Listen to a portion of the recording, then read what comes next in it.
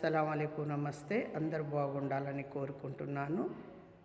మనిషి జీవితము నీటి మీద రాసిన రాత లాంటిది, నీటి మీద బుడక లాంటిది. మనిషి జీవితంలో చాలా జాగ్రత్త కలిగి మనం జీవించాలి. మనిషికి ఏ సాతాను వాడుకుంటారో, ఏ పగవాళ్ళు నరులు వాడుకుంటారో మనం చాలా జాగ్రత్త కలిగి ఉండాలి. నరుల వల్ల కూడా మనిషికి నష్టం వస్తుంది.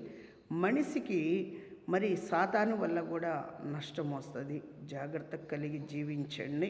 అడుగు తీసి అడుగు వేసినప్పుడు దేవుణ్ణి ప్రార్థన చేసుకొని బయటికి నడవండి.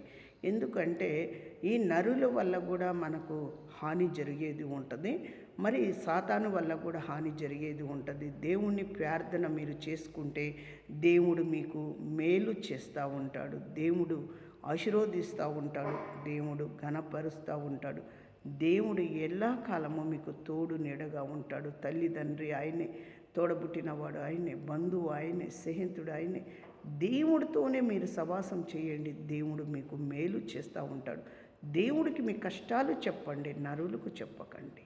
నరులకు చెప్పుకుంటే మీరు పలచదనం అవుతారు. అదే దేవుడికి చెప్పుకుంటే పరిష్కారము దేవుడు చేస్తాడు. హల్లెలూయా, ఆమేన్.